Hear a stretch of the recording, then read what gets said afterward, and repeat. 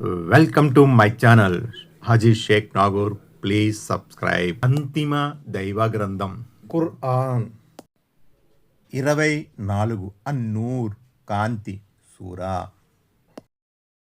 أعوذ بالله من الشيطان الرجيم بسم الله الرحمن الرحيم. అపార కరుణామయుడు పరమ కృపాశీలుడు అయిన అల్లాహ్ పేరుతో. ఆయత్ నెంబర్ 56. وأقيموا الصلاة وآتوا الزكاة وأطيعوا الرسول لعلكم ترحمون. ఆయత్ నంబర్ 56. నమాజును నెలకొల్పండి, జకాతును ఇవ్వండి, దైవ ప్రవక్తకు విధేయులుగా మసులుకోండి, తద్వారానే మీరు కరుణించబడతారు. వ్యాఖ్యానం 92. ముస్లింలకు ఇది ముఖ్య హితవు. వారు ఏనాటికైనా దేవుని కరుణానుగ్రహాలకు నోచుకోవాలంటే వారు స్వచ్ఛమైన ఏకదైవారాధనా మార్గాన్ని అవలంబిస్తూ దైవ ప్రవక్త సల్లల్లాహు అలైహి వసల్లం సూచించిన పద్ధతిని అనుసరించాలి. దైవ ప్రవక్త సహచరులు సహాబా ఈ కరుణానుగ్రహాలకు నోచుకున్నారు. ఆయత్ నంబర్ 57. لا تحسبن الذين كفروا معجزين في الأرض ومأواهم النار ولبئس المصير. ఆయత్ నంబర్ 57. ఈ అవిశ్వాసులు రాజ్యములో అటూ ఇటూ పరుగులు తీసి మమ్మల్ని అసక్తుల్ని చేస్తారని ఎన్నడూ తలపోయకు. వారి అసలు నివాస స్థలం నరకమే, అది మహా చెడ్డ గమ్యస్థానం. వ్యాఖ్యానం 93. ఓ ముహమ్మద్, నువ్వు నీ విరోధుల ధిక్కారుల కరకు వైఖరిని చూసి కలవరం చెందకు. వారు అల్లాహ్ను లొంగదీయలేరు సుమా. అల్లాహ్ వారి మెడలు వంచి తీరుతాడు.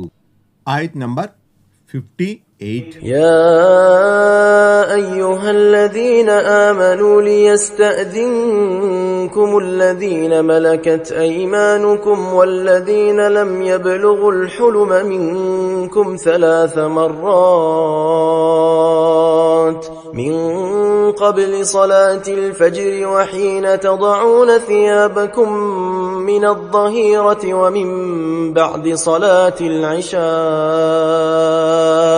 3 عورات لكم ليس عليكم ولا عليهم جناح بعدهن طوافون عليكم بعضكم على بعض كذلك يبين الله لكم الآيات والله عليم حكيم.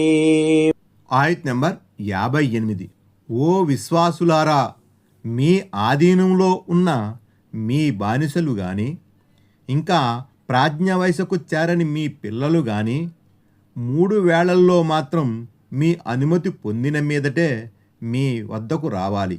1 ఫజర్ నమాజుకు పూర్వం, 2 మధ్యాహ్నం జుహర్ వేళ మీరు మీ బట్టలు విడిచి ఉన్నప్పుడు, 3 ఇషా నమాజు తరువాత.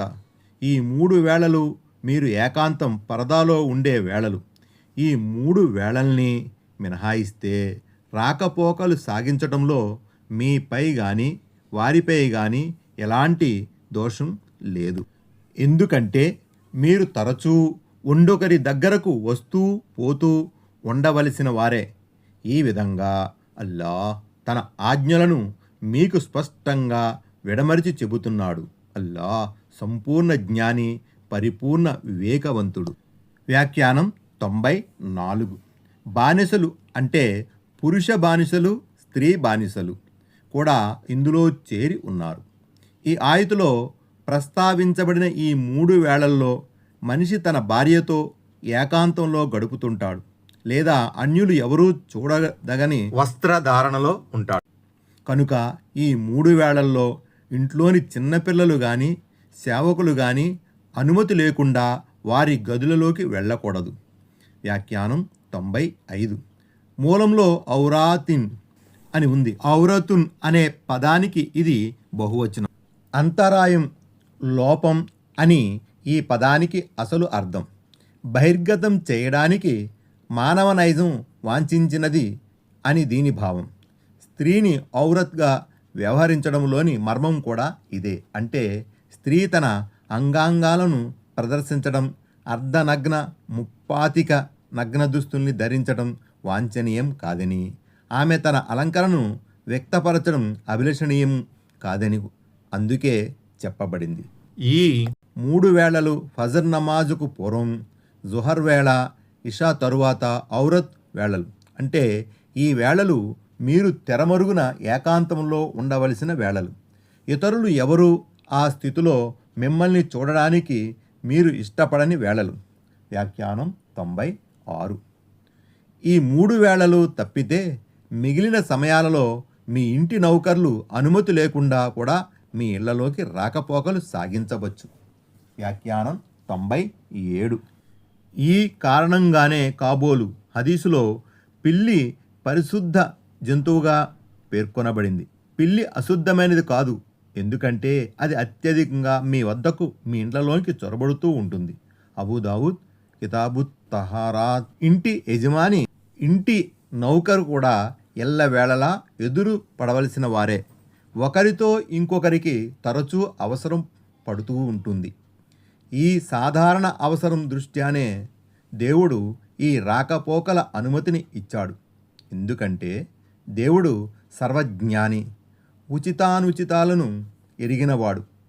ప్రజల అవసరాలేమిటో, ఇబ్బందులేమిటో ఆయనకు పూర్తిగా తెలుసు. ఆయన జారీ చేసే ప్రతి ఉత్తర్వులో ఎన్నో మానవ ప్రయోజనాలు, పరమార్థాలు దాగి ఉంటాయి. ఆయత్ నంబర్ 59. وإذا بلغ الأطفال منكم الحلم فليستأذنوا كما استأذن الذين من قبلهم كذلك يبين الله لكم آياته والله عليم حكيم. ఆయత్ నంబర్ 59.